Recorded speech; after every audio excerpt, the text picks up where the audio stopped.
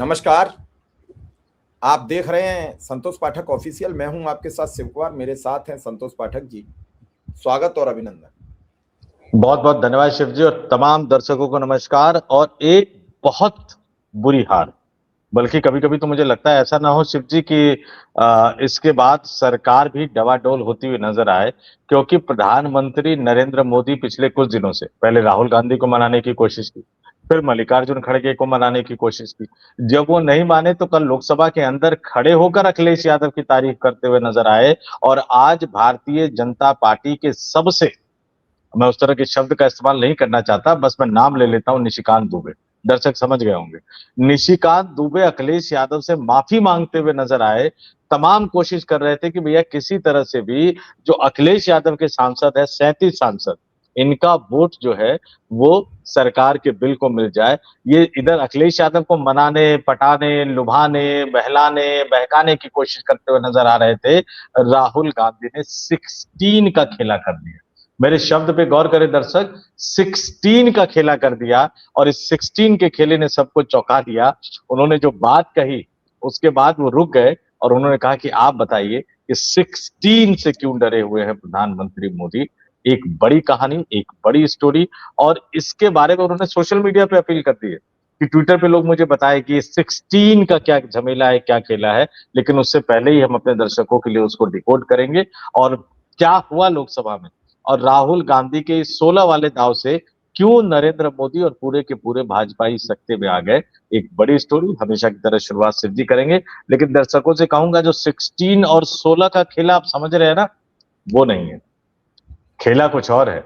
असली खेला डिकोड करेंगे, लेकिन उस असली और बड़े खेले के लिए कुछ मिनट तो इंतजार करना पड़ेगा। जी शिव जी। आज सदन में बड़ी अपरिहार्य स्थिति हमने देखी।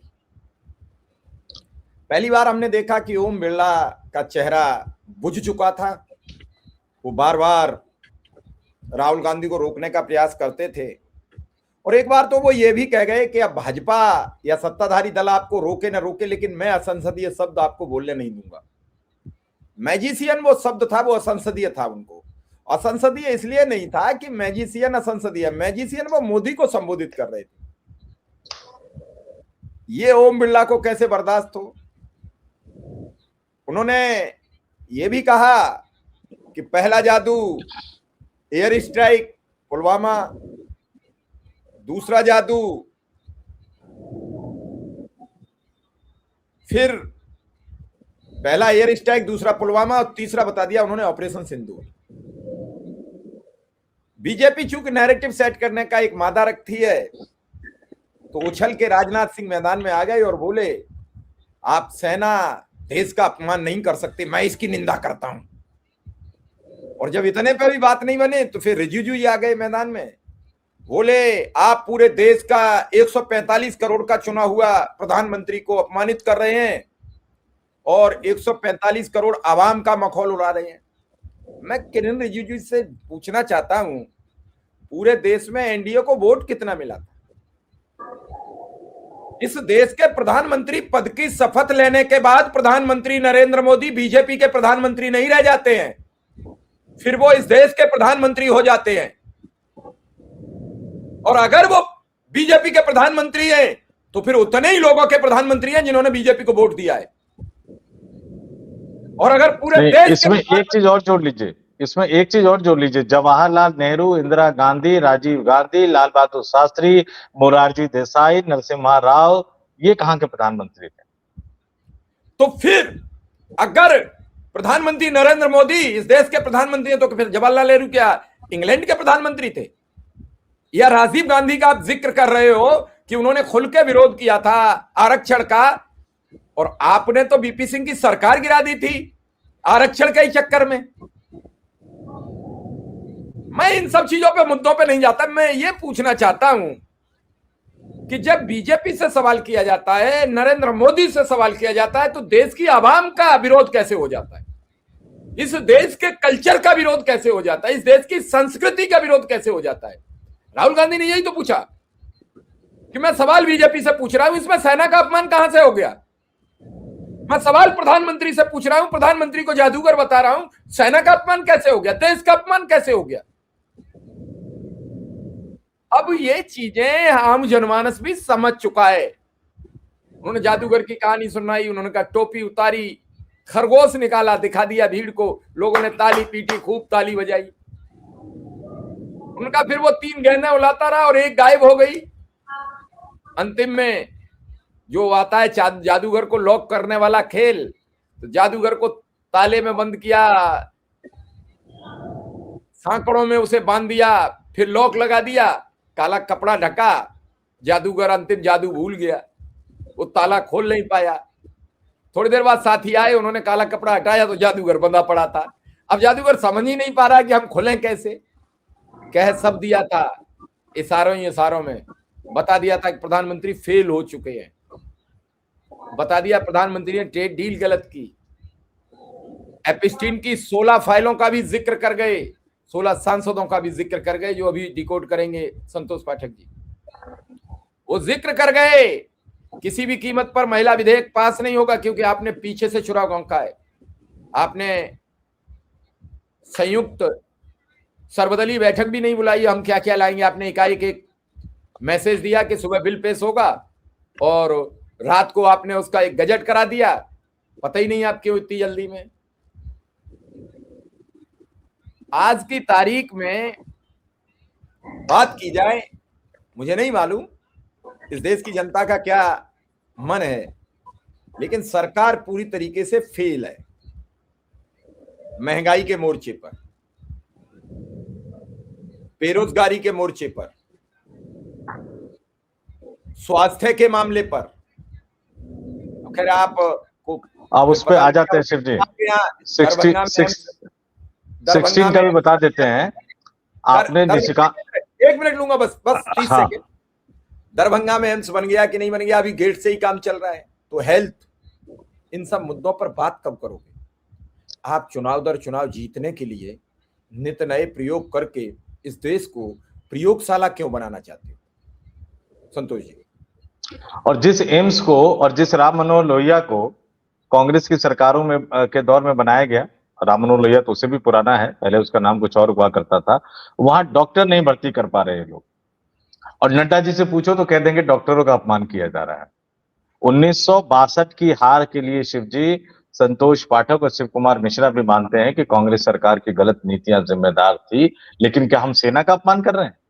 या 1962 की लड़ाई वाले उस दौर में जब भारत हारी, संसद का सत्र बुलाया गया, जवाहरलाल नेहरू सुनते रहे, क्या विपक्ष और क्या कांग्रेसी सांसद, वो तमाम लोग जवाहरलाल नेहरू पे सवाल उठाते रहे, वो सेना का अपमान कर रहे थे? नहीं, वो नेहरू की नीतियों की आलोचना कर रहे थे। लेकिन मोदी ही इंडिया हो गया, इंडिया ही मोदी हो गया, इस बात से हमें सख्त एतराज है।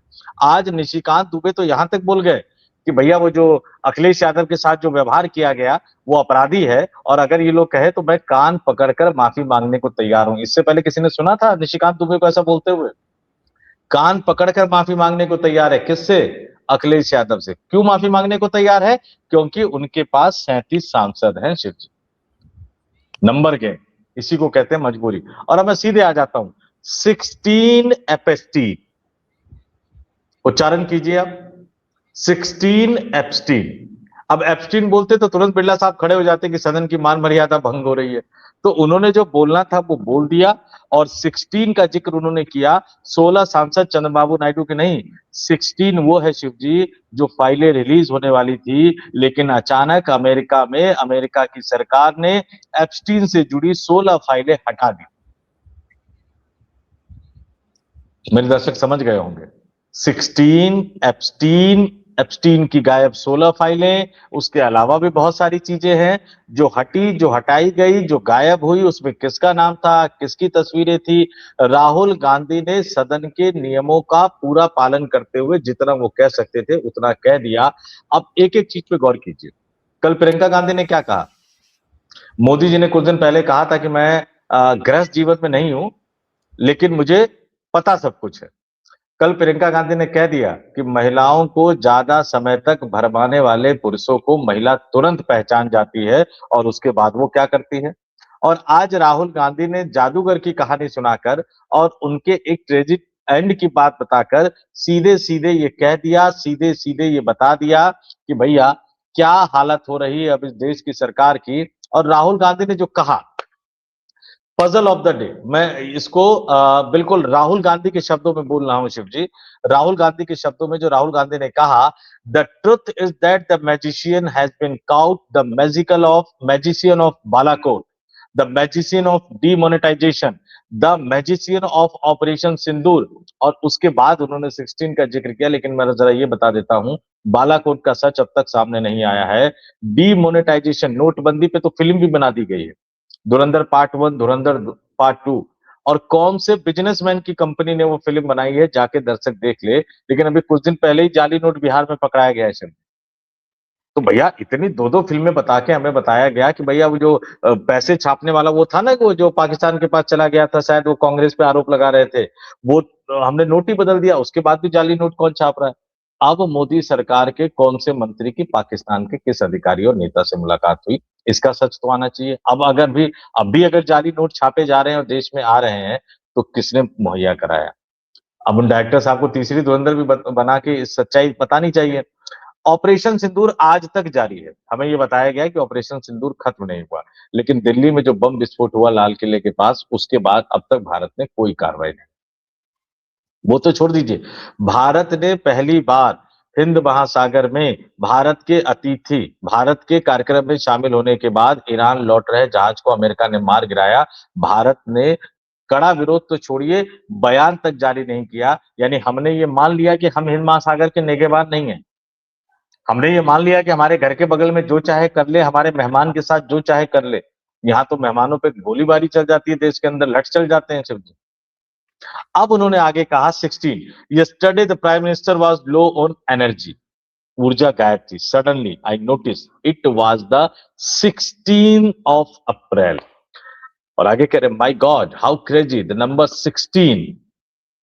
और उसके बाद उन्होंने कहा कि इस पजल को तमाम लोग सॉल्व कर लीजिए। लेकिन बड़ी दिलचस्प बात है कि जब उस 16 का जिक्र हो रहा था, बिरला साहब के चेहरे, भाजपाइयों के चेहरे, ये सब कुछ बता रहे थे कि भले लोग समझे न समझे, लेकिन वो समझ गए हैं। और चलिए वो लोग भी न समझ रहे हो, लेकिन मोदी जी जरूर समझ गए। अब अमित शाह को जवाब देना है, देखते 16 का जवाब वो दे पाते हैं कि नहीं दे पाते हैं। लेकिन ये तय मानकर चल लीजिए, हमें नजर बनाए रखनी होगी कुछ विपक्षी दलों के सांसदों पर। आज का ये मतदान, जो वोटिंग है शिव जी, वो बहुत महत्वपूर्ण है।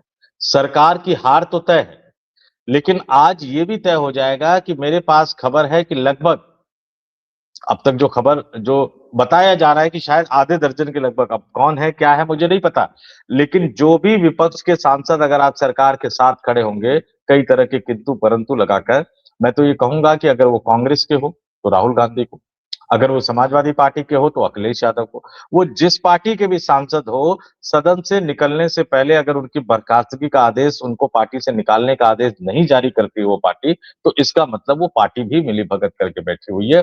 सबसे बड़ी जिम्मेदारी, अब राहुल गांधी को छोड़ दीजिए, सबसे बड़ी जिम्मेदारी अब अखिलेश यादव पर आ गई है कि मोदी जी लुभाने की कोशिश तो कर रहे हैं, बहलाने की कोशिश तो कर रहे हैं, लेकिन अखिलेश यादव को भूलना नहीं चाहिए कि उनके पिता को किस नाम से ये भाजपाई बुलाते थे। अखिलेश यादव को यह भी नहीं भूलना चाहिए कि जब उनके परिवार में घमासान मचा हुआ था, तो उस घमासान को पीछे से हवा कौन दे रहा था। वो क्या कहते हैं उसको, आग में घी डालना। आग में घी कौन डाल रहा था।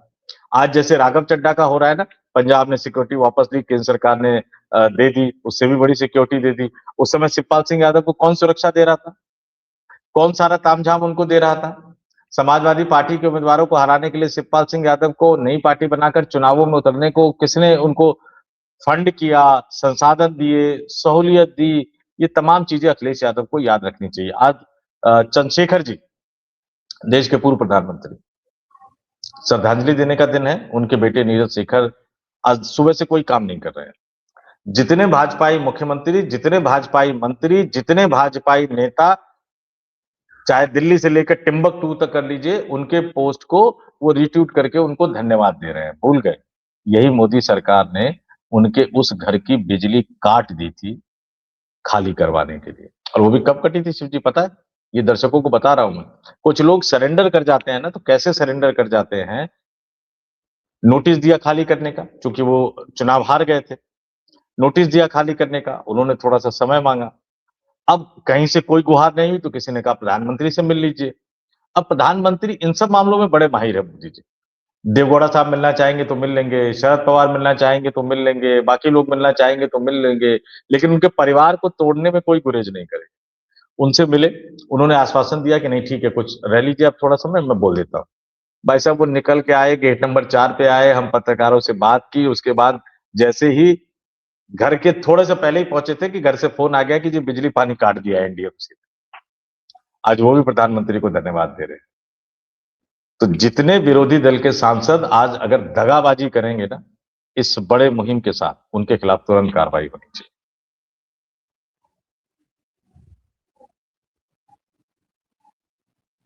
आवाज शिव जी, आवाज। सबसे बड़ी बात यह रही कि आज राहुल गांधी ने हंसा हंसा कर इंसल्ट किया, और पूरे हम तो प्रोग्राम में हमने सिर्फ बिरला जी का चेहरा देखा है, और अभी क्या परिणाम होगा अभी किसी को कुछ पता नहीं है।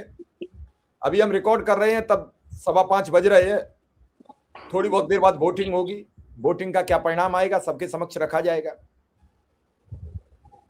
लेकिन संसदीय प्रणाली में जो कल प्रियंका गांधी ने क्लास ली सरकार की, उसका भी कोई जवाब नहीं था। राहुल गांधी ने अंतिम में जो अपनी बात कह के कि मैजिशियन फंसा हुआ है, मैजिशियन अब कुछ कर नहीं सकता, उसको जंजीरों ने जकड़ लिया है, 16 का आंकड़े ने जकड़ा है, अपनी छवि को लेकर परेशान है, मधुकेश्वर का भी जिक्र कर गए हैं अगर आप दिमाग लगाओगे तो। बहुत कुछ बोला, अडानी को लपेटी लिया उन्होंने कि आपका एक गठजोड़ है, सिंडिकेट है। लेकिन इस सबके बावजूद एक और तथ्य था जिस पर किसी की निगाह नहीं गई। नेता प्रतिपक्ष के बोलते समय गृह मंत्री क्यों नहीं थे आज सदन में? चलिए प्रधानमंत्री तो आते ही नहीं, राहुल गांधी से डरते हैं, राहुल गांधी ने कह दिया कि जब मैं रहूंगा सदन में तो वो नहीं आएंगे। अमित शाह क्यों नहीं थे आज? उस पर राहुल गांधी ने बोला कि जो काम वो 20 साल में नहीं कर पाए उनकी बहन प्रियंका गांधी ने कर दिया, यानी अमित शाह को हंसा दिया। कुटिल चाणक्य बोला था उन्होंने, प्रियंका गांधी ने कुटिल चाणक्य बोला था। और चूंकि नंबर गेम की मजबूरी है, आप कल्पना कर लीजिए कि 303 सांसद अगर बीजेपी के पास होते या 400 पार का नंबर होता तो कल क्या प्रियंका गांधी को वो बोलने दिया गया होता? अमित शाह हंसते हुए नजर आते? नहीं नजर आते। अब राजनाथ सिंह आप कह रहे हैं, देखिए आपने जिक्र किया कि मैजिशियन कहना देश के प्रधानमंत्री का अपमान है। अरे जादूगर होना तो अच्छी बात है। मोदी अपने लिए किन शब्दों का इस्तेमाल करते हैं आपने कभी सुना है? हमारे दर्शकों ने कभी सुना है अपने लिए वो किस तरह के शब्दों का इस्तेमाल करते हैं? कल तो मैंने सुना है कि शायद वो अपने आप को अत्यंत पिछड़े वर्ग से बोल गए। अब देश की जनता को कुछ तो बताना चाहिए कि जब वो पैदा हुए थे तब वो कौन से वर्ग में थे, जब वो 35-40 साल के क्रॉस हो गए तब वो कौन सी जाति में आ गए, और कल तो उन्होंने अपनी नई जाति बता दी। तो ऐसे को आप जादूगर नहीं कहेंगे तो क्या कहेंगे? ये चीजें तो हमें देखनी चाहिए। अब 2-3 चीजें और मैं बताऊंगा। संसदीय परंपरा एक होती है और उसका जिक्र करना बहुत जरूरी है कि नियमों को कैसे तोड़ा मरोड़ा जा रहा है। संसद की गरिमा की बात कही जा रही है ना। लोकसभा में विपक्ष के नेता का भाषण सेकंड लास्ट भाषण होता है शिव जी, सेकंड लास्ट भाषण। उसके बाद सरकार की तरफ से जवाब आता है। चूंकि ये बिल अमित शाह का है तो अमित शाह जवाब देंगे। नॉर्मली अगर कोई बड़ी बात होती है, जैसे राष्ट्रपति का अभिभाषण हो गया, तो उस पर प्रधानमंत्री भाषण देते हैं। इस बार तो उन्होंने दिया नहीं, डर के मारे आए नहीं, क्योंकि महिला सांसदों से डर था उनको। ऐसा राहुल गांधी ने क्या बोल दिया जिसका जवाब अमित शाह अपने कैबिनेट और दफ्तर में बैठ के तैयार करवा रहे हैं, या कोई और उनको बता रहा है कि भैया ये बोलना है, ये बोलना है, ये बोलना है, ये बोलना है। भाई जानबूझ के उठा। कल प्रधानमंत्री आए, बीच में खड़े हो गए, बोल दिया उन्होंने। सदन के नेता को सबसे आखिर में बोलना होता है, पहली बात। लोकसभा में विपक्ष का नेता सेकंड लास्ट होता है, लेकिन राहुल गांधी ने बोल दिया। उसके बाद अमित शाह को बोलना था और फिर वोटिंग होनी थी। लेकिन चूंकि अमित शाह तैयार नहीं है, तो जो चेयर पे बैठे हुए हैं जगदंबिका पाल साहब, बहुत बड़े धांसू दिग्गज पुराने नेता हैं, वो दूसरे दलों के सांसदों को मौका दे रहे हैं। और इसको दिखाया जाएगा अरे स्पीकर ने तो सबको मौका दे दिया। लेकिन राहुल गांधी के 16 के झमेले में ऐसा फंस गई है भारतीय जनता पार्टी कि जवाब तैयार करने के लिए इतनी मेहनत करनी पड़ रही है। सदन से कई चेहरे, बड़े बड़े चेहरे गायब है। मुझे लग रहा है कि सब मिलकर जवाब तैयार करवा रहे हैं।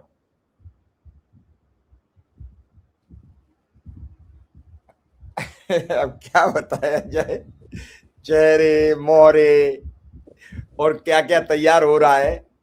हमें तो अभी वोट की प्रतीक्षा करनी चाहिए, तब तक दर्शक इस पोस्ट को देखकर, इस वीडियो को देखकर ये बताएं क्या 16 का जो डिकोड किया है संतोष जी ने वो ठीक है, सटीक है। गलत है तो आप भी अपनी राय रख सकते हैं, लेकिन 16 का आंकड़ा ऐसा दिया है कि देश चक्करघिन्नी बन गया है। राहुल की इस स्पीच के बाद पूरी संसद में खलबली मची हुई है, क्योंकि चाह रहे हैं कि राहुल ना बोले। अच्छा, राहुल की बोलचाल पर भी बड़ा अचंभा हो जाता है, कभी इंग्लिश में बोल देते हैं, कभी हिंदी में बोलना शुरू कर देते हैं। उन्होंने ये भी कह दिया कि मेरी बहन ने ही कल ऐसा कर दिया है जो मैं पिछले 20 साल में नहीं कर पाया। आपकी इस सब पर क्या राय है? संतोष जी ने डिकोड करने का प्रयास किया है। एक और बात है शिव जी, राहुल गांधी के भाषण के कई सारे अंश को अब सदन की कार्रवाई से, रिकॉर्ड से निकालने की तैयारी की जा रही है। उसको लेकर भी मंथन चल रहा है। लेकिन मैं बार बार एक सवाल कहता हूं, बाबा आदम के जमाने में नहीं बैठे हुए हैं ये। जब सब कुछ लाइव चला गया तो अब आप निकाल के करोगे क्या? हाँ, एक ही तरीका है कि पूरे के पूरे विपक्ष को आप लोकसभा से निकाल के बाहर कर दो और लोकसभा के कैमरे, राज्यसभा के कैमरे आप बंद करवा दो। ये तरीका क्या है ये समझ में नहीं आता। जो सब कुछ लाइव चल गया, आप उसको सदन की कार्रवाई से आप कैसे निकालोगे? और एक और सबसे बड़ी बात, विपक्ष का नेता शैडो प्राइम मिनिस्टर होता है। अगर उनकी कही गई बात को आप बार बार निकाल रहे हैं, और ये तो शब्द बड़ा गजब टाइप का है, कही गई बात को बार बार निकाल रहे हैं, तो फिर अपने आप में कई तरह की शंकाएं, कई तरह के सवाल खड़े होते हैं। एक बात तय मान लीजिए कि राहुल गांधी के इस भाषण की गूंज, आज तो सरकार हारने वाली है, लेकिन राहुल गांधी के इस भाषण की गूंज आने वाले कई संसद के सत्रों में सुनाई देगी और उसके बाद सरकार किस तरह से फंसी हुई नजर आएगी। पश्चिम बंगाल के चुनाव में मोदी जी जाएंगे, कहेंगे महिला विरोधी है, महिला विरोधी है। तमिलनाडु में भी जाएंगे। लेकिन कल जो प्रियंका गांधी ने बोल दिया और आज जो राहुल गांधी ने बोल दिया, उसका असर साफ साफ नजर आएगा। लेकिन मैं फिर दर्शकों से कहूंगा, आप नजरें बनाए रखिएगा कि विपक्ष का कौन कौन सा सांसद लोकतंत्र से दगाबाजी करेगा आज। इस पे नजर बनाए रखनी बहुत जरूरी है, क्योंकि भारतीय जनता पार्टी की कोशिश है कि हार भी जाए लेकिन विपक्ष में थोड़ा बहुत भी सेंध लगा दे। उनके पास 293 सांसद है, उनकी कोशिश है कि कैसे भी वो नंबर तो नहीं जुटा सकते, 2/3 नंबर तो 362 नहीं जुटा सकते, लेकिन उनकी कोशिश है शिव जी की कैसे भी वो 310 315 कम से कम पार करके दिखाए और सत्ता पक्ष और विपक्ष के बीच में एक गैप हो, जिससे वो ये कह सके कि नहीं, विपक्ष में हमने सेंध लगा दी है। तो इसलिए अब सांसदों पर नजर बनाए रखनी बहुत जरूरी है। बाकी थोड़ी देर में वोटिंग होगी और फिर देखते हैं क्या होता है। चलिए वोटिंग होने के बाद हम लोग फिर हाजिर होंगे। फिलहाल हमें इजाजत दीजिए। आपका बहुत बहुत आभार, बहुत बहुत धन्यवाद। नमस्कार।